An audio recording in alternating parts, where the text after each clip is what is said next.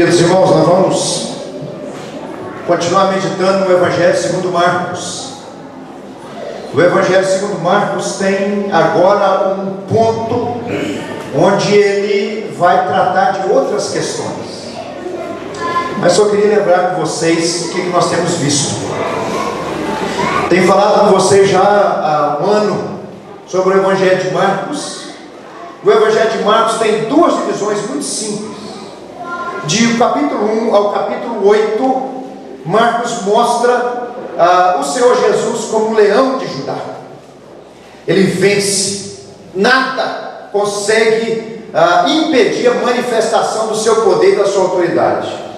Satanás, já no início do capítulo 1, logo depois do batismo de Jesus, Satanás já caiu por terra na tentação no deserto. Depois, demônios foram expulsos, enfermidades curadas. Pessoas que vieram para combater o ministério de Jesus foram caladas na autoridade do seu ensino. Um mar revolto foi acalmado por um mando de Jesus. Um homem possesso de uma legião de demônios caiu e prostrou-se aos pés de Jesus. Então o Evangelho de Marcos, capítulo 1, no verso 16 ao capítulo 8, verso 26, destaca a autoridade do rei. Ele é o leão de Judá. Nada e ninguém pode absolutamente deter o avanço do reino de Deus. Agora, a partir do capítulo 8, no versículo 31, nós temos uma outra ênfase do Evangelho de Marcos, que é agora não o leão de Judá, mas o Cordeiro de Deus. Jesus é mostrado manifestando o seu poder, mas agora várias e várias vezes Jesus vai retirar com os discípulos e vai falar para os discípulos o seguinte: olha, nós estamos subindo para Jerusalém, eu vou ser entregue aos líderes, vão escarnecer de mim, vão me açoitar, me crucificar, eu serei sepultado, mas ao terceiro dia eu ressuscitarei. Então a ênfase do capítulo 8, do verso 31 até o final, é o Cordeiro de Deus, é o sacrifício do rei, o reinado do Senhor Jesus que ele veio estabelecer aqui nesse mundo, levantando essa criação caída no pecado. Não é o reinado de poder, mas é o reinado de santificação, é o reinado de perdão, é o reinado de graça. Se a gente juntar as duas figuras, nós vamos ver que Jesus é o leão como um cordeiro, e um cordeiro como um leão. Em outras palavras, o seu reino é o reino de graça, mas esse reino de graça não é um reino de graça barata, que a pessoa pode dizer: estou debaixo da graça do Senhor Jesus, eu posso fazer o que eu quiser. Pelo contrário, é o reino de graça soberana, porque Ele reina sobre o nosso coração, e nós, quanto mais entendemos a graça de Deus, mais a nossa vida é consagrada a Ele, para a obediência dEle e para o serviço dEle. Nós temos o Evangelho de Marcos, então, o rei, o leão de Judá e o Cordeiro de Deus. Ele veio para dar a vida em resgate de muitos. Nós vimos até o capítulo 6, na verdade todo o capítulo 6, um capítulo que mostra o contraste entre fé e incredulidade, ou entre incredulidade e fé. Começa no capítulo 6, verso 6, o Senhor Jesus se retirando da cidade de Nazaré, devido à incredulidade daquele povo. Diz o texto que ele se maravilhou, veio a incredulidade daquele povo. Ele não pôde fazer senão poucos milagres, curar os enfermos, mas ele retirou-se dali a percorrer as regiões vizinhas, certo? E termina o capítulo 6 falando da fé de um povo que não tinha recebido ainda a visitação de Jesus, mas porém a ouvir os relatos de Jesus e receber esses relatos. Quando Jesus chega nesse lugar chamado Genezaré, esse povo vai até Jesus, eles rogam a Jesus para tocar pelo menos nas vestes dele, e todos quantos tocavam em Jesus eram curados. E o texto então manifesta dessa bênção que a fé proporciona àquele que crê, que é o milagre do Senhor, é a graça do Senhor, é a cura do Senhor, é a salvação do Senhor para a nossa alma. E agora começamos o capítulo 7. E o capítulo 7 retoma um conflito que estava parado no capítulo 3, verso 20 ao verso 22. Marcos vem mostrando uma série de conflitos. Jesus ia desenvolvendo seu ministério, e isso ia atraindo a inveja, a curiosidade e a oposição dos líderes judeus. Jesus tinha oposição de demônios, Mas a pior posição de Jesus não era dos demônios, a pior posição de Jesus era dos religiosos, os líderes religiosos da época.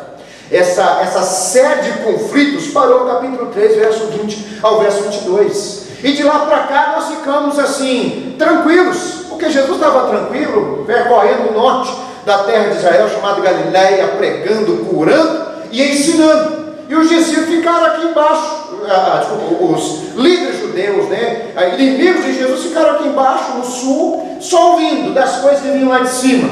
Olha, há um homem que está sendo considerado um profeta, há um homem que está curando, há um homem que tem feito sinais e maravilhas, até que eles não aguentam mais, eles não suportam mais esperar, porque Jesus não quer saber deles.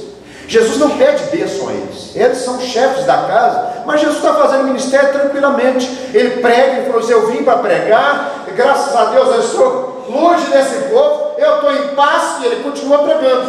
Mas esse povo aqui então levanta uma comissão, e essa comissão vai investigar Jesus lá em cima, e eles encontram Jesus possivelmente ali em Cafarnaum, e eles vão para ver quem é esse homem, investigar esse homem, achar uma brecha nesse homem para poder acusá-lo diante da lei ou diante das tradições dos judeus.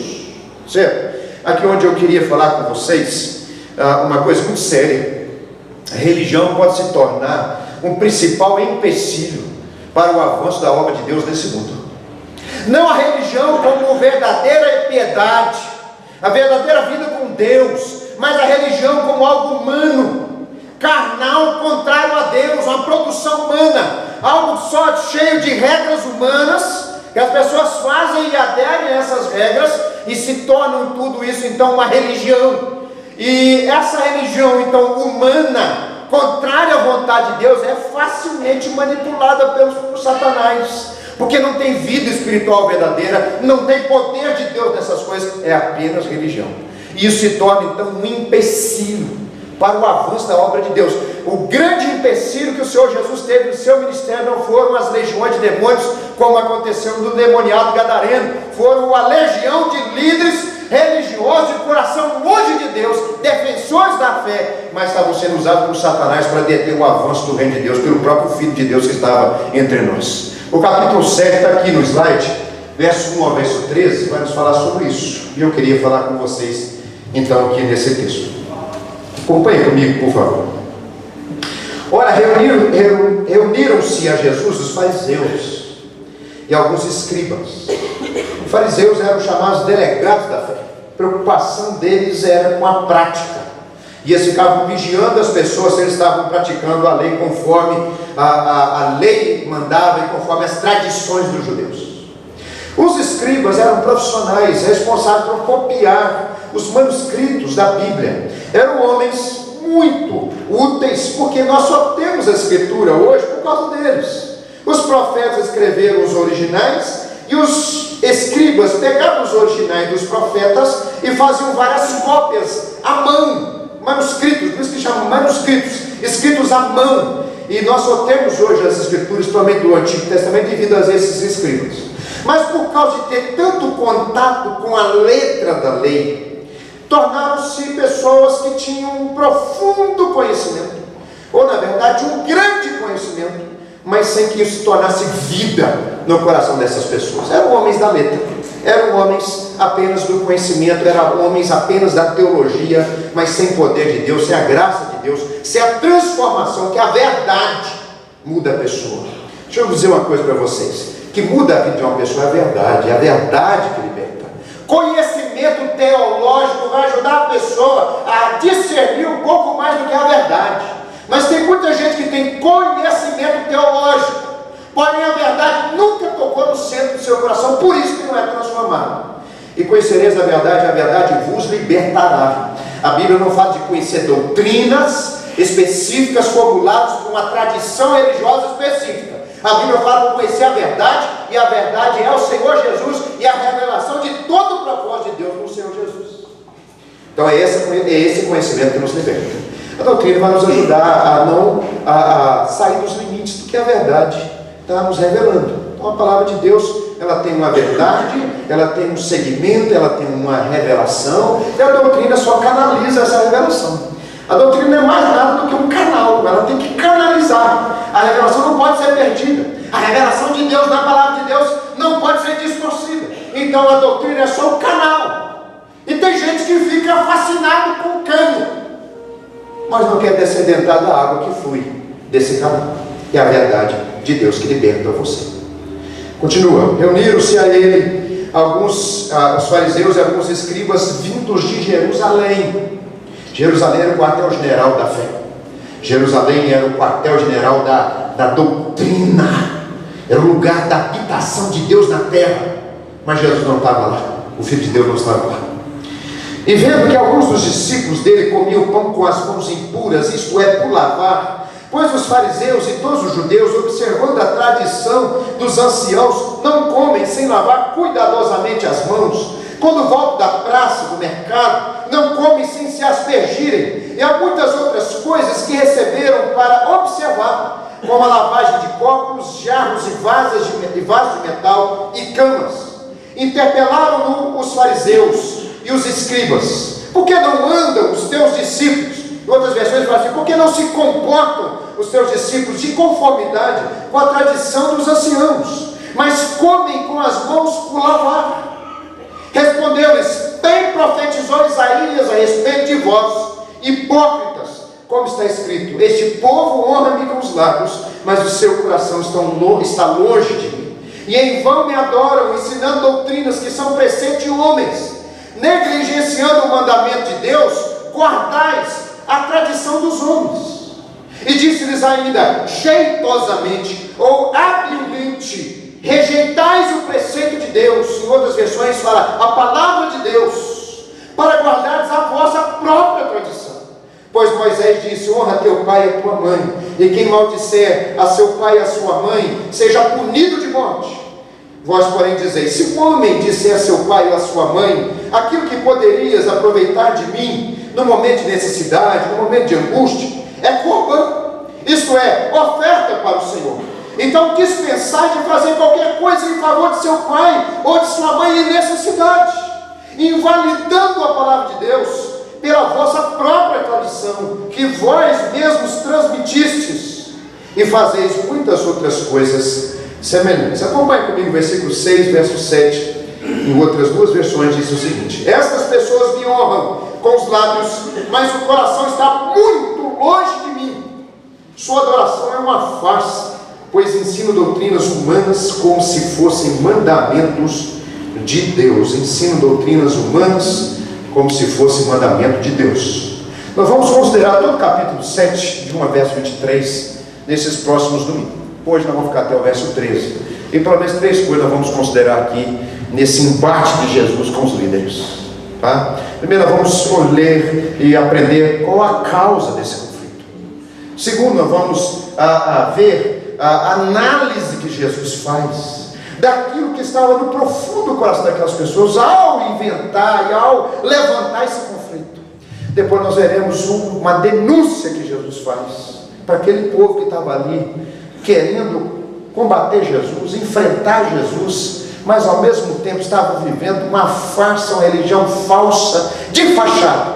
Então esses 3 pontos pelo menos nós vamos ver hoje. Quem quiser fechar seus olhos, vamos orar, Deus falar mais no nosso coração. Nós te louvamos, ó Deus e Pai, e te agradecemos em nome de Jesus, por esse tempo onde nós estamos na sua presença, como povo da aliança, ó Deus, para ouvir a palavra da aliança, para nós vivermos, ó Deus, o compromisso dessa aliança que o Senhor fez conosco. Então vem santificar o nosso coração, vem mudar a nossa vida, vem nos capacitar, enchendo-nos do Espírito Santo, para que nós possamos viver, ó Deus, conforme o povo da aliança deve viver, o povo da nova aliança, o povo do Senhor Jesus Cristo, aqueles que foram comprados e remidos pelo sangue do Cordeiro, aqueles que devem andar na sua presença em santidade de vida, aqueles que foram chamados, ó Deus, a ser luz, a ser sal, ó Deus, nesse mundo. Ó Deus, venha nos abençoar, venha nos dar entendimento, e que o leão de Judá venha, ó Deus e Pai, aqui jogar por terra todo o impedimento contra o seu reino, da mesma forma que ele fez nos dias que estava no seu ministério aqui entre nós. Ele possa fazer aqui conosco, jogando por terra, rugindo dentro de nossos corações, e ó Deus, implantando em nós, pela graça, ó Deus, da cruz, do seu sangue derramado na cruz, o reino do Senhor, transformando a nossa vida, mudando o nosso coração, nos dando uma nova história como povo de Deus. Que o leão de Judá venha, ó Deus, fazer essa obra profundamente em nosso coração, poderosamente na nossa vida. É a nossa oração em nome de Jesus. Amém. Mas, em primeiro lugar, o conflito que tiveram com Jesus, qual foi a causa? Se você olhar em versículo de 1 a 5, você vai ver a causa. Depois eu vou colocar aqui um vídeo de quase 50 segundos. Você vai ver a seriedade do negócio. Eles chegaram para Jesus para brigar com um negócio seríssimo.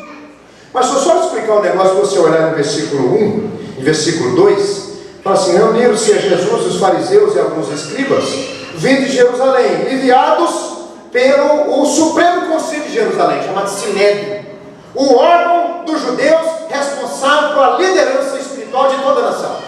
Vai lá e investiga o profeta de Nazaré. Vai lá ver se vocês pensam e veem se esse homem é de fato um homem de Deus ou é um falso líder implantando uma doutrina errada entre nós, porque se for nós vamos executá-lo. Tá? E chega então esses dois grupos, no versículo 2, eles vêm para observar. Está aí, olha, eles observam. E eles vendo. E o que eles vão observar? Eles vão observar duas coisas: se Jesus anda em conformidade com a lei de Moisés, com a lei de Deus, ou se ele anda em conformidade com as tradições dos judeus. Como Jesus, a sua natureza santa, ele nunca se distanciava sequer nada da lei de Deus, então eles nunca vão achar em Jesus nada para acusá-lo contra a lei de Deus. Mas Jesus não tinha compromisso com as tradições. E eles encontram aqui o ponto onde eles vão tocar. Eles veem que alguns dos discípulos de Jesus estavam comendo com as mãos sem lavar. E para nós hoje um negócio assim tão bobo, tão sem sentido, porque nós entendemos isso como pelo menos uma questão de higiene. Você volta da rua, você vai andar no ônibus, por exemplo, você segura lá, gente espirrando, gente com a mão suja, você vai no banco esse dia que o povo está cheio de dinheiro, está vendendo café, você encontra aquele monte de dinheiro na sua mão, aí você chega em casa, tem que lavar a sua mão, né? Porque você pegou naquele monte de nota, e a gente só fazendo assim: ai pastor, ai pastor. E você vai lavar a mão por higiene, porque você não quer pegar uma infecção, certo? Você não quer pegar uma doença. O problema não é esse. O problema não é higiene. O problema aqui é outro. O problema é uma purificação espiritual. Eles lavaram a mão, um ritual para serem purificados das imundícias que talvez eles tivessem envolvido aí nesse passeio que eles fizeram no mercado, fizeram numa loja, possivelmente eles tocaram alguma coisa contaminada, impura, e eles vão então lavar as mãos para não serem sujos de alguma imundície pecaminosa. E até hoje, gente, até hoje eles praticam isso. Até hoje os judeus são aferrados a essa tradição. Por exemplo, vou mostrar um videozinho. Olha só que interessante. Esse ritual chama, deixa eu tentar falar aqui, Nilat Yadayim. Ele vai com certeza pronunciar com muito mais propriedade do que eu. Nilat Yadayim, desculpa. Nilat Yadayim, essa é a cerimônia.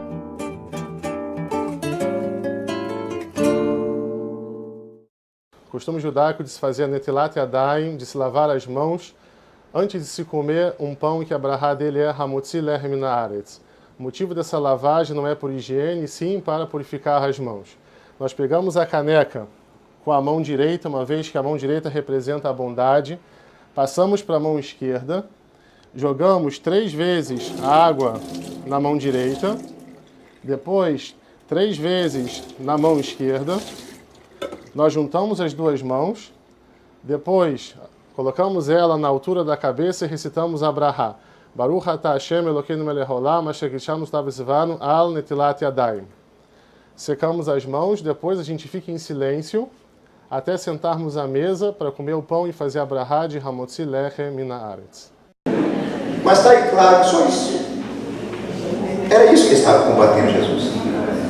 Era isso que estava tirando a paciência de Jesus, por causa de um costume que, segundo eles, tinha vindo de Moisés e passar de geração. Isso é chamada Torá seja, a tradição que se tornou como se fosse a própria lei.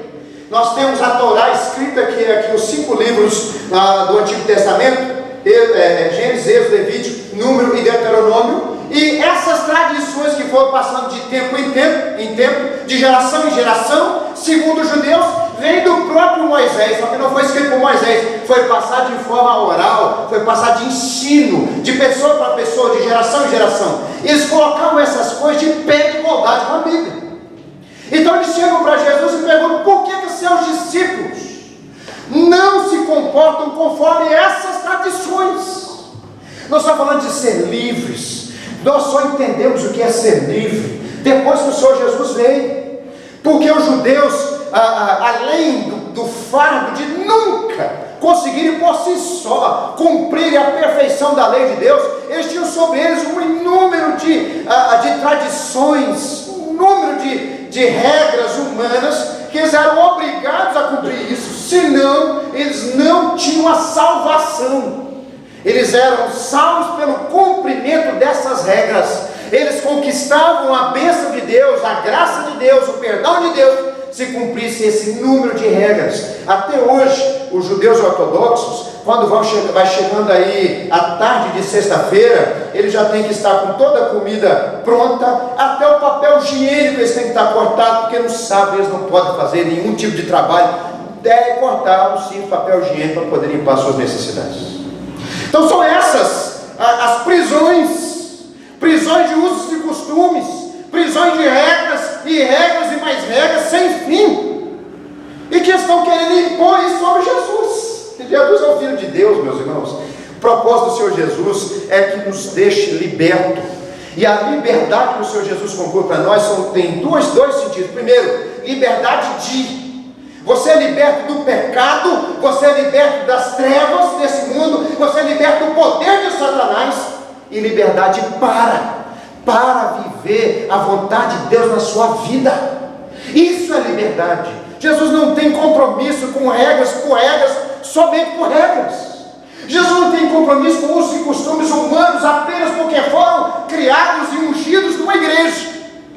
Nós vamos depois discutir sobre isso, mas é exatamente isso que está acontecendo. Eles estão querendo que Jesus entre no molde da religião, eles estão querendo que Jesus entre no molde, na caixinha de tudo aquilo que eles produziram com o tempo, para poder escravizar o povo e acabar afastando o povo da verdadeira vontade de Deus expressa pela palavra. Então, motivo que Jesus não estava se enquadrando nas tradições. Segundo ponto que está aí no texto, a análise que Jesus faz. Olha aí o versículo 6 ao versículo 8. Olha que interessante.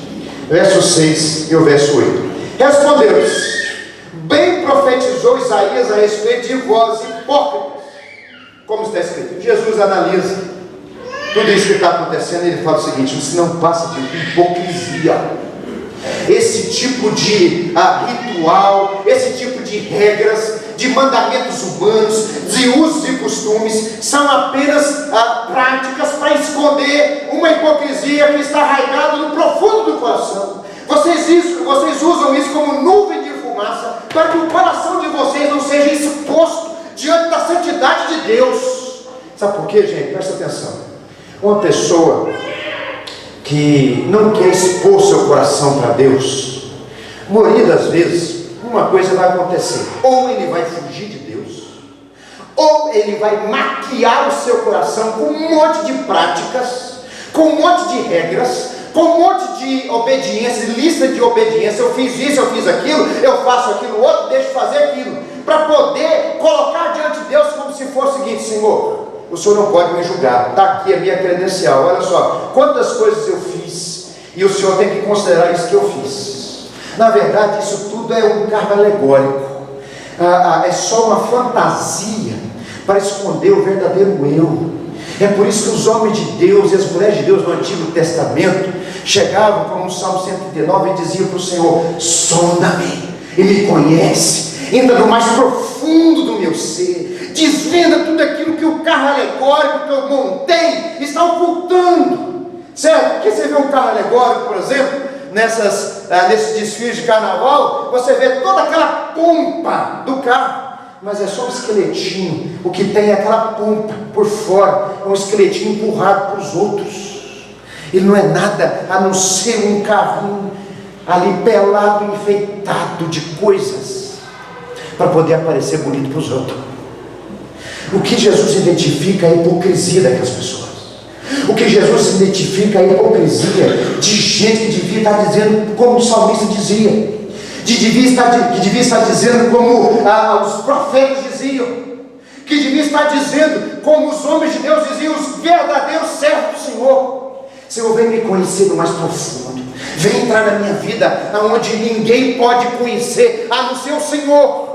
Venho tornar meu mais profundo, meu coração conhecido para mim mesmo, que nem eu conheço a mim mesmo, como o Senhor me conhece. Essa é a atitude de alguém que não quer maquiar, é a atitude de alguém que não quer enfeite, é a atitude de alguém que não quer fantasia, é a atitude de alguém que não quer máscara, é a atitude de alguém que quer vida, que quer relacionamento, que quer intimidade, que quer profundidade no relacionamento com Deus.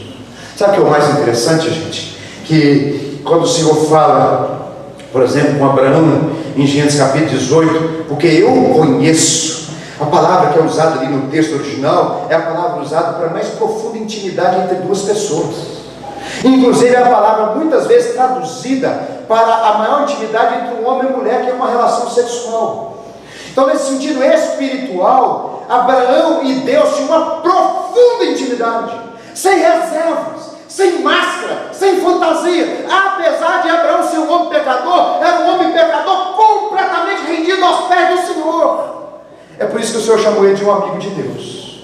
É por isso que o Senhor chama Abraão de meu amigo.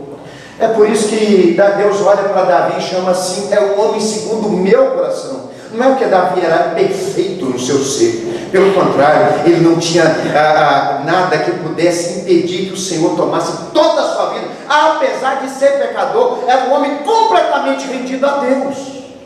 Por isso que era um homem segundo o coração de Deus.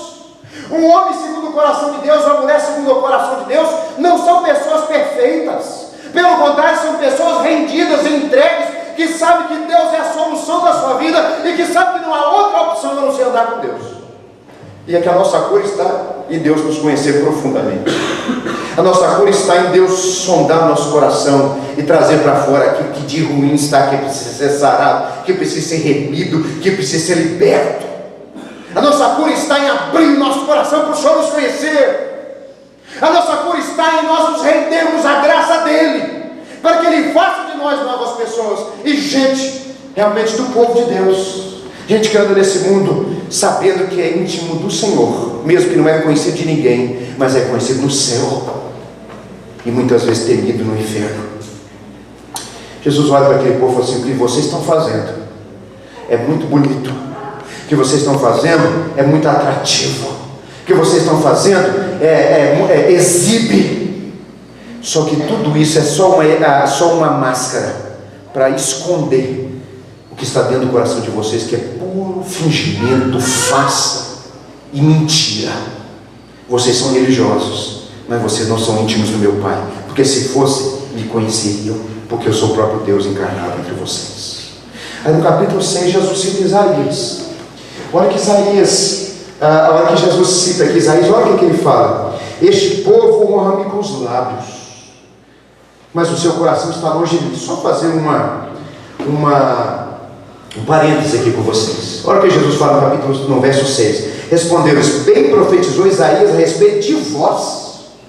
Ou seja, Isaías está 730 anos antes de Jesus. A sua profecia está aqui no Antigo Testamento, mas ela tem aplicação para os dias de Jesus, e ela vai ter aplicação até a volta de Jesus, porque é a palavra de Deus. E Jesus usa exatamente o profeta Isaías, dizendo: o Senhor falou por intermédio de Isaías, e falou não apenas naquele povo de antigamente, que estava andando longe do Senhor, mas falou a respeito de vocês. E o que o Senhor falou a respeito de vocês é que vocês honram com os lábios.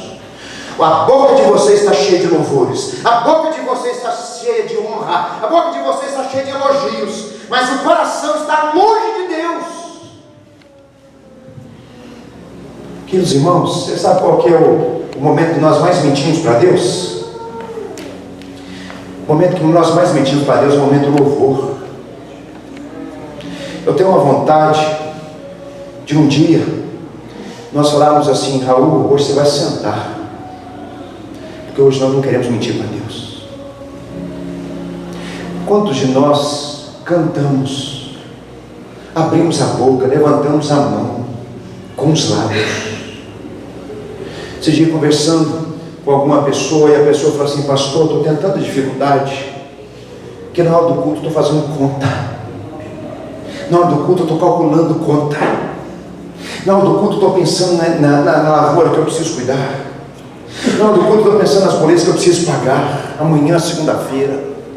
E na hora do louvor você canta, na hora do louvor você fala, na hora do louvor você eleva a Deus coisas tão grandiosas, que eu vou falar para vocês. Tem cânticos que eu não canto, não é porque eu não quero viver isso aqui, mas porque eu não considero que eu tenho condições de cantar essa letra com tamanha profundidade e tanta radicalidade, que a única coisa que eu falo: Senhor, eu preciso de Ti, Senhor, tem misericórdia de mim. Porque eu não quero adorar o Senhor de boca, eu não quero adorar o Senhor de fala, eu não quero adorar o Senhor de música, eu quero adorar o Senhor de coração e de vida. O que o Senhor Jesus disse: esse povo me honra com os lábios, mas o seu coração está longe de mim. Deixa eu dizer uma coisa para vocês: louvor, música nunca impressionou a Deus. Igreja lotada nunca impressionou a Deus e nunca vai impressionar. Rituais, cerimônias, liturgia nunca impressionou a Deus. Só por fazer essas coisas nós nunca vamos impressionar a Deus, porque Deus conhece profundo a nossa alma. Ele sabe quem está aqui na presença dele e quem não está, quem está aqui completamente rendido e quem não está. O Senhor conhece o profundo do seu coração. E diante do Senhor Jesus você não pode usar máscara. Diante do Senhor Jesus, cujos olhos são como chama de fogo, você não pode esconder nada. O Senhor te chama para entregar seu coração e dizer: está aqui, Senhor, meu coração é assim, é assim que eu vivo, meu louvor é só de lábios, mas a minha vida não tem sido rendida diante de Ti, eu não tenho andado contigo como um amigo do Senhor. O Senhor Jesus identifica a raiz da hipocrisia, e a raiz da hipocrisia é: o coração está longe de Deus, mesmo que as coisas religiosas estão sendo feitas regularmente. Tem muita gente que cumpre regularmente os seus deveres religiosos, mas o coração continua longe de Deus. Isso é hipocrisia. Essa é a raiz da hipocrisia. Continua, olha o que ele diz no versículo 7. Em vão me adoram, ensinando doutrinas que são preceitos de homens, negligenciando o mandamento de Deus, guardais a tradição dos homens. A ideia aqui de negligenciar é pôr de lado. A palavra de Deus fica aí. Eu não quero nada contigo, eu quero aquilo que diante dos homens me dá status. Sabe por quê? Porque a verdadeira palavra de Deus te deixa sem status diante dos homens. A vida com Deus é um teatro de uma pessoa só, é você e Deus. Você está aqui no palco e Deus está lá te assistindo. Agora, toda a religiosidade humana, tudo aquilo que é só ritual humano, é só para encantar os outros, encantar você perante os outros, para todo mundo olhar para você e falar assim: como é espiritual, para todo mundo olhar para você e falar assim: como que ele é zeloso, como que ele é piedoso. E tem muita gente que fica tão fissurado nessa falsidade que diz: fica a palavra de Deus aí, eu quero caminhar com aquilo que me dá destaque perante os outros. Gente, quantas pessoas nós encontramos pelo caminho? Pelo caminho, porque nós estamos caminhando, não estamos? Aqui é o momento de você refazer suas forças para você continuar a caminhada. A caminhada não é aqui, é o chão do caminho, é a sua vida. O chão do caminho é a sua casa. O chão do caminho é no seu trabalho. Lá é o caminho, tá? Então aqui você refaz as suas forças. Aqui não é caminho, aqui é uma parada, uma estação. Você para, refresca, refrigera e continua, respira e continua a caminhada da sua vida com o Senhor. Correto? Mas quantas pessoas nós encontramos pelo caminho que estão por dentro completamente caídas, mas são pessoas que querem continuar o caminho, são pessoas que querem continuar as ações, são pessoas que querem continuar as atividades, são pessoas que querem continuar os deveres. E quando você chega para uma pessoa e fala assim, é hora de parar, de colocar sua vida diante de Deus, de você ser restaurado, de você ser levantado, e a pessoa costuma ainda não entender. Estamos lidando com casos, aconteceu difícil na nossa congregação. Eu estou lidando com isso o tempo todo. Gente que chega para mim e fala o seguinte, pastor, vamos poder cantar no louvor? Eu falo, você já resolveu o seu problema?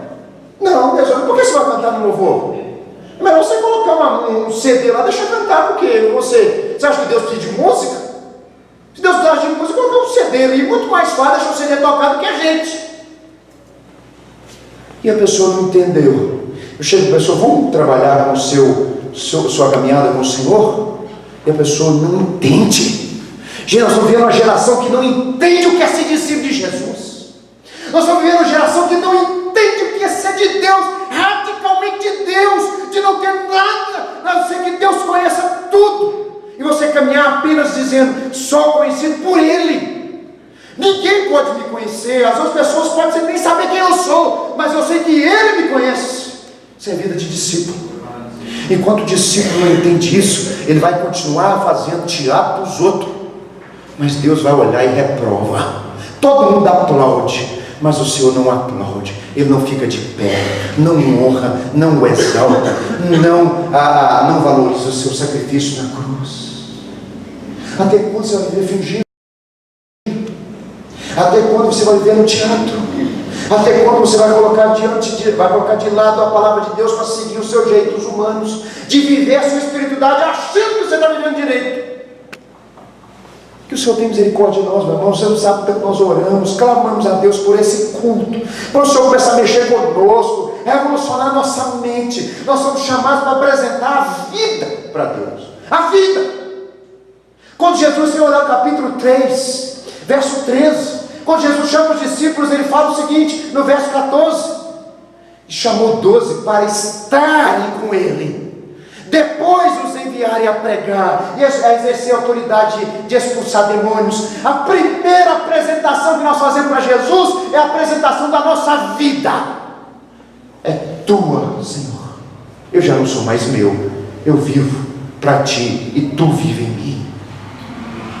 Não sei o que está acontecendo com a nossa geração. Eu não sei o que está acontecendo com a nossa mentalidade. Eu não sei o que está acontecendo com o nosso povo. O nosso povo é confrontado na verdade e não aceita. Nós somos confrontados com nossos pecados e não aceitamos, não quebrantamos o nosso coração. Somos confrontados com a glória de Deus diante de nós e não queremos a glória de Deus, queremos nossa vontade, o nosso querer, o nosso jeito. É o versículo 9, povo de Deus. É o verso 9. Negligenciando o mandamento de Deus, negligenciando a palavra de Deus, seguir as próprias tradições de vocês, aqueles que vocês mesmos estabeleceram como critério para julgar se está bom ou não está. Se eu faço isso, está bom, mesmo que eu não esteja cumprindo a vontade de Deus para minha vida, está bom. Eu consigo enganar a maioria. Passa no raio-x dos olhos da igreja. Jesus identifica o problema. O problema não era sujeira de mãos, como aquele povo lá, religiosidade falsa, queria ficar ali, tormentando o Senhor no seu ministério. Até isso Jesus sofreu, que foi o tormento de gente religiosa, cega e hipócrita. O Senhor Jesus identificou, foi o coração longe de Deus. O problema sempre vai ser o nosso coração. Coloca alguma coisa para marcar o Evangelho de Marcos. Caminha comigo para o Salmo 50. Por favor.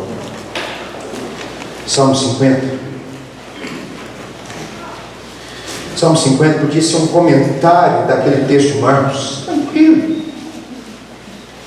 Nós vamos usar o Salmo 50, depois nós vamos usar Hebreus capítulo 5. Nós vamos terminar. Salmo 50, verso 7. Deus chama o seu povo. Deus chama o seu povo para um encontro. Gosto muito de Miqueias. Quando o profeta Miqueias fala assim: prepara-te, ó Israel, para encontrar com o Senhor teu Deus. Prepara-te. Deixa eu dizer uma coisa sincera para você. Hoje, nesse momento agora, Deus conhece o profundo do seu coração. Você é completamente aberto para Deus? Ou você está escondendo alguma coisa de Deus? Se você tem um coração completamente rendido a Deus, ou ainda está lutando contra a vontade de Deus na sua vida, agora, nesse momento, porque nesse momento, é o hoje, é agora, que é diferencial de toda a sua vida. Não foi ontem, não é aquilo que você viveu ontem, não é aquilo que você vai viver amanhã, se Deus der vontade ou não, é agora, é nesse momento. Olha o verso 7. Escuta, povo meu, e eu falarei, ó Israel, e eu testemunharei contra ti. Eu sou Deus, o teu Deus. Eu acho isso aqui maravilhoso, quando Deus apela o seu povo, falando dele mesmo. Eu sou o teu Deus. Em outras palavras, nós somos tão ligados, eu sou tão ligado contigo, quando tu é ligado comigo. Isso aqui é um apelo de um coração que ama radicalmente o seu povo. Essa é a aliança do Senhor conosco. Não te repreenda pelos teus sacrifícios, nem pelos teus holocaustos, continuamente perante mim. De tua casa não aceitarei novilhos, nem bodes dos teus apriscos, pois são meus teus animais do bosque, e as animais aos milhares sobre as montanhas. Conheço todas as aves dos montes, que eles usavam esses animais como sacrifício no templo, os rituais de sacrifícios e oferendas. Se eu tivesse fome, não te diria, pois o mundo é meu e quanto nele se contém. Se eu tivesse fome, Deus não tem. Acaso como eu, carne de touros, para você oferecer touros como sacrifício? Não, na realidade é o povo de Israel, tá, meus irmãos? Não é a nossa realidade, nós temos uma aliança diferente, mas essa é a realidade do povo de Israel. Oferece a Deus sacrifício de ações de graças, e cumpre os teus votos para com o Altíssimo. Invoca-me no dia da angústia, e eu te livrarei, e tu me glorificarás. Mas ao ímpio diz Deus: de que serve repetires os meus preceitos e teres nos lábios a minha aliança, uma vez que aborreces a disciplina e rejeitas as minhas palavras? Em outras palavras, aquele povo que Deus chama de povo dele só é povo se estiver na palavra. Não é recitando a palavra, não é cantando sobre Deus, mas se tiver obediência a Deus na palavra. Se vês um ladrão, tu te comprases nele, e aos adúlteros te associas. Em outras palavras, o povo amando aquilo que Deus não ama, que Deus tem misericórdia de nós e queime o nosso coração. Soltas a boca para o mal, e a tua língua tramas enganos. Senta-te para falar para falar contra teu irmão, e difamas o filho de tua mãe. Tem feito essas coisas, e eu me calei. Pensavas que era teu igual, mas eu te arguirei, e porém tudo à vista. Que Deus tem misericórdia de nós, que Deus tem misericórdia de nós, porque Ele fala: vai chegar um tempo onde já não vou mais me calar, vai chegar um tempo onde eu não mais terei paciência em te chamar como meu povo, para você viver esse relacionamento comigo, porque eu nunca te abandonei, eu nunca quebrei minha aliança contigo. E o que o Senhor fala é que Ele vai trazer à luz todas as coisas. Aqueles que fingem que estão vivendo com Deus, mas não estão vivendo com Deus. Por que eu digo isso? Que o Senhor tem misericórdia, porque essa é a disciplina do Senhor. Volto para o Evangelho de Marcos. Eu termino o Evangelho de Marcos aqui para nós orarmos. Jesus, Ele identifica, agora Ele faz uma denúncia, e é aqui que eu quero encerrar. Olha o que Ele denuncia. E disse-lhes ainda Jesus, verso 9: jeitosamente rejeitais o preceito de Deus, para guardardes a vossa própria tradição. Tem outras versões que falam assim: vocês são mestres em esquivar da palavra, vocês são dribladores da palavra. O Senhor está falando com o povo de Israel. Sabe por quê? Porque Moisés disse: honra teu pai e a tua mãe, e quem maldisser seu pai e a sua mãe seja punido de morte. Vós, porém, dizeis: se um homem disser a seu pai e a sua mãe, aquilo que poderias aproveitar de mim é corbã, uma palavra aramaica, isto é, oferta para o Senhor, então dispensai de fazer qualquer coisa em favor de seu pai e de sua mãe, invalidando a palavra de Deus pela vossa própria tradição, que vós mesmos transmitistes, e fazeis muitas outras coisas semelhantes. Agora Jesus faz uma denúncia. Primeiro identifica o problema que está no coração, e agora Ele faz uma denúncia. E qual é a denúncia? esse povo tinha uma prática de driblar a palavra de Deus, de invalidar a palavra de Deus. Deixa eu contar como que era. Tinha um filho, né, e esse filho tinha pais idosos, mas esses pais idosos estavam requerendo desse filho, então, que vendesse alguns dos seus bens para ajudar nas suas necessidades, porque está aí no versículo, né? Aquilo que poderias aproveitar de mim no momento de necessidade, porque nós temos o dever de honrar pai e mãe. Deixa eu fazer um parênteses aqui e falar dos nossos meninos e adolescentes. Dificilmente eu faço isso, mas hoje eu quero fazer. Já vi uma história de um filho de diácono lá da igreja, da segunda igreja de Alta Paraná. E esses meninos estavam adolescentes e eles não gostavam de ir para a igreja, e eles diziam o seguinte: só vou para a igreja quando fizer 18 anos. Quando fizer 18 anos, meus pais não mais podem me obrigar a ir para a igreja, e eu não vou mais para a igreja porque eu odeio a igreja, eu só vou para a igreja porque meu pai é oficial da igreja, certo? Então os meninos aí, vocês estão pensando isso, tira isso do seu coração. Você vê como que Jesus, ele honra um mandamento claro da palavra de Deus, expresso, explícito da palavra de Deus: honra teu pai e tua mãe, honra e abençoa teu pai e tua mãe, anda de coração leve e puro, obedecendo a instrução dos seus pais, porque seus pais são bênçãos na sua vida e querem o melhor para você, apesar de ser falhos e muitas vezes meio difícil de lidar, mas são seus pais, e sobre os seus pais o Senhor colocou autoridade, e enquanto você anda sob a autoridade dos seus pais, você anda debaixo da proteção de Deus. Meus irmãos, tem 37 anos, até hoje chego na casa do meu pai e da minha mãe, bença pai e bença mãe, não é por costume não, eu quero honrá-los. Toda vez que eu saio da casa da minha mãe, venho para minha mãe e falo assim: mãe, você sabia que eu te amo muito? Minha mãe fala assim: eu sei, meu filho, eu te amo muito. Chamar de Dona Carmen, Dona Carmen, eu te amo demais. Traga uma carninha de panela, como aqui à noite em casa, às vezes quando eu vou para lá, ela já sabe: mãe, eu gosto de levar uma carninha de panela para casa. Às vezes quando eu falo assim: meu filho, nossa, eu tenho tanto até vendendo. Aí eu falo assim: olha minha mãe, não pode mais nada. Eu falo: eu te amo demais. Honra seus pais, abençoa esses homens e essas mulheres que cuidem de você e te amam, porque sobre eles está a bênção de Deus, exatamente para ser a autoridade na sua vida. Agora, tinha gente que não tinha honra aos seus pais. Aí eles pegavam algumas coisas que eram valiosas, que podia vender e ajudar os pais nas necessidades. Sabe o que eles faziam? Chegavam no tempo e falavam assim: eu não quero ajudar meus pais, mas eu sou obrigado pela lei. Mas como eu sou obrigado pela lei, se eu desobedecer a lei, estarei em pecado.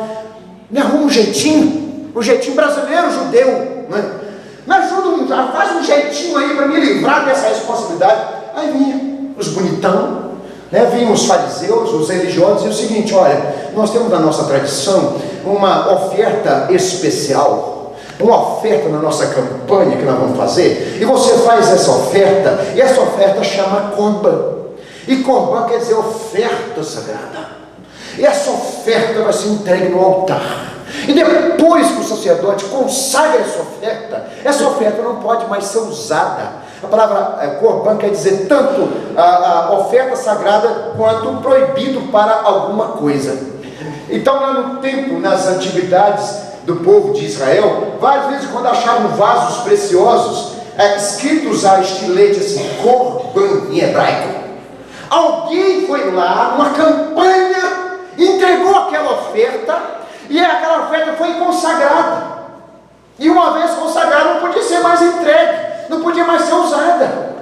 Aí o povo falou assim: vai na bênção, porque é do Senhor, vai na bênção, porque é oferta, e Deus vai te honrar, isso é bênção de Deus para a sua vida, você vai colher o fruto. Sabe o que parece isso?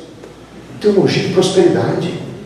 Estava mostrando a Mariana, comentando com a Mariana, uma mulher, a vizinha pegou o celular, foi lá na casa da mulher, trouxe na casa da mulher, a mulher com uma criança deficiente na cama, um filho quase que sem roupa, só com um shortzinho bem simplesinho, a casa toda desarrumada, toda necessitada, e ela denunciando, e parecia ser uma pessoa descrente, denunciando aqui: olha, a mulher está aqui, seus filhos passam fome, mas toda semana ela vai para a fogueira santa de Israel, para poder entregar a oferta, e a oferta para poder prosperar na vida.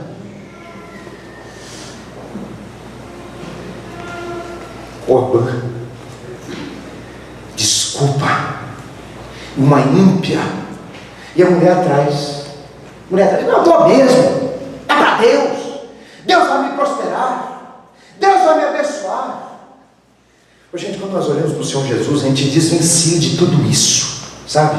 Todas essas invenções, que as pessoas fazem toda uma propaganda, chega até a mudar a voz, para poder engalobar e poder, pegar você na sua credulidade, nem na sua fé, isso é credulidade, nas suas crenças, fisgar você. Estava conversando com alguém, se não me engano foi o Renato, ou outra pessoa que estava conversando, não foi com o Tiago. Conversando com o Tiago hoje pela manhã, falando sobre teologia da prosperidade. Essas pessoas, elas não têm peito de chegar e falar assim, abençoa a igreja, para a gente continuar a obra de Deus. Não, elas têm que fazer um subterfúgio, até de tirar o dinheiro da pessoa que tem necessidade, para poder usar em todos os seus fins. Esse aí está o tempo todo diante de nós. Mas sabe como é que a gente faz para invalidar a palavra de Deus e seguir nossas próprias tradições? Dá um exemplo. Santa Ceia. Agora vamos falar de nós, né? Vamos falar dos outros, vamos falar da nossa casa. Santa Ceia. Tem gente que chega para mim e fala assim, pastor, eu não estou bem. Não estou bem dessa forma, não estou bem daquilo, não estou bem com alguém, não estou bem com Deus, então não vou participar da ceia. Igual que se ele não participasse da ceia, o Senhor não o corrigisse. E Deus precisava da Santa Ceia para corrigir um crente que está com o coração duro e vivendo em pecado. Aí ele vai e foge da palavra de Deus, obedecendo suas tradições. Lógico que você não vai lidar com a Santa Ceia como se fosse um negócio de brincadeira. Só que olha só que interessante, você está dando desculpa para permanecer no erro, permanecer no pecado. Você está fazendo o que os fariseus faziam. Isso é religiosidade, isso é falsa religião. Você está enganando a si mesmo. A palavra de Deus fala para você se examinar, meu irmão. E nesse exame, nesse largar, nesse abandonar dos seus pecados, assim como do pão e beba do cálice. Agora você fala assim, não vou participar da ceia, porque eu estou de mal fulano, eu não vou com a cara do ciclano, não estou bem com a minha mulher. Você acha que Deus não vai tratar com você? Querido, Deus é Deus. Deus conhece o seu coração. Deus vai tocar em você sim. Deus vai tratar em você sim, porque você é filho, e filho que é filho é corrigido pelo Pai. E Deus vai tratar com você. Porque alguma coisa você está fazendo é o que os fariseus faziam, driblar a palavra de Deus para seguir seus próprios conceitos. Outro exemplo, que a pessoa muitas vezes faz, e isso é um negócio assim, até engraçado. Eu estava no seminário e um amigo perguntou para um professor nosso que era psicólogo, solteiro, a turma de seminarista solteiro, tudo a perigo querer casar, ia trabalhar nas congregações, um monte de mãe apresentando, minha filha está aqui, não é seminarista, não é seminarista solteiro. As mães estão preocupadas, os meninos casar com os zombão, vai casar com o seminarista, tadinha, nem sabe, né? Com dó da mulher. Aí eu venho lá na casa, nós vamos trabalhar, vamos ficar na casa de alguém, vem as mães todas doce. Seminarista, você podia ficar lá em casa, eu já sei. Quando vinha assim, eu já sabia. Seminarista, missionário, que quando a mulher chama, né? Algumas mães chamam para ficar na casa, algumas, não são todas, tá, gente? Às vezes é para ver se enrola, se dá um casamento, um casório. Certo? Então, aquele monte de seminarista solteiro, primeiro ano, aí o seminarista nosso não é da igreja presbiteriana, é de outra denominação, mas fazia seminário com a gente. Aí perguntou assim, pastor, ele é psicólogo e trabalhando ali com a gente algumas coisas da juventude, das questões da juventude. Ele disse, pastor, deixa eu falar uma coisa para você. Meu pastor me ensinou que se está passando a mulher assim, meio mal vestida, meio à vista, assim, né, com as coisas, os atributos meio à vista, se eu olhar de primeira, não é pecado, mas se eu olhar de segunda, eu já pequei. Aí o que eu faço, pastor? Vê se eu estou fazendo sério, isso é sério, gente, nós estamos rindo, mas é sério. Aí o que eu faço? Eu faço assim, tum. E vou seguir. Eu não olhei pela segunda vez, então não pequei. Sabe o que é isso? Driblar a palavra de Deus para seguir as suas próprias tradições. No fundo, sabe o que Jesus fala? Isso é hipocrisia. Isso é jeitinho que você dá para fugir do rigor da santidade que Deus quer que você viva. Meu irmão, minha irmã, deixa eu falar uma coisa para você. Deus nos chama para apresentar a vida diante dele. E a vida apresentada, entregue, rendida, é o que de fato agrada ao Senhor. Esse é o culto, um culto de uma vida, um culto de uma história vivida na presença de Deus. Ninguém aqui é santo. A diferença vai estar naquilo que você apresenta para Deus. Se você apresenta folha e máscaras e fantasias, ou se você apresenta o fruto de uma vida que pelo menos quer que o Senhor mude ela. Como é que está o seu coração? Só abrir o último versículo. Abre Hebreus capítulo 5 e nós terminamos aqui. Desculpa, Hebreus capítulo 13, verso 9. Me perdoe.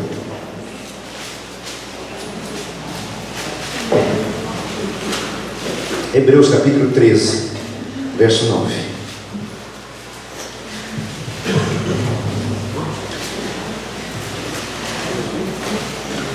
Quando nós entregamos nosso coração, o coração é descrito nas Escrituras como o centro da vida. Coração no sentido físico, mas coração no sentido espiritual, o centro da sua vida. Quando você entrega o coração, todas as demais coisas vão sofrendo a influência do senhorio de Jesus. Porque o coração é o lugar do trono. Quem está no trono pode ser o seu próprio ego, a sua própria vontade, ou pode ser a vontade de Deus. Então, quando você deixa o Senhor sentar-se no trono do seu coração, todas as demais áreas da vida, vão sofrendo a influência do reinado do Senhor ali no centro do seu coração. Filho meu, sobre tudo que se deve guardar, guarda o coração. Filho meu, dai-me o teu coração, como diz Provérbios várias vezes. Não os deixeis envolver com doutrinas várias e estranhas. Capítulo 13, verso 9. Porquanto o que vale é estar o coração confirmado com graça, com a presença de Deus, com a bênção de Deus, com o amor de Deus, com o Espírito do Senhor, e não com alimentos, pois nunca tiveram proveitos com isso se preocupar. Mas interessante que Hebreus é um comentário de todo o Antigo Testamento e desvencilha todas essas tradições dos judeus que querem escravizar as pessoas e tirar as pessoas longe de Deus com esse fingimento. Verso 15. Por meio de Jesus, pois, ofereçamos a Deus sempre sacrifício de louvor, que é o fruto de lábios que confessam o seu nome. O que importa é seu coração estar confirmado com a graça, com a bênção de Deus e com a presença do Senhor no seu coração, na sua vida. E com isso você vai oferecendo ao Senhor louvor, que é o fruto verdadeiro de uma pessoa que confessa: Jesus é o Senhor da minha vida. Que Deus te abençoe. Que Deus faça a obra no seu coração. Que Deus arranque essas folhagens todas que está impedindo dessa videira frutificar. Que Deus conheça o mais profundo da sua alma e ali estabeleça o trono dele de senhorio, um senhorio de graça, em nome de Jesus.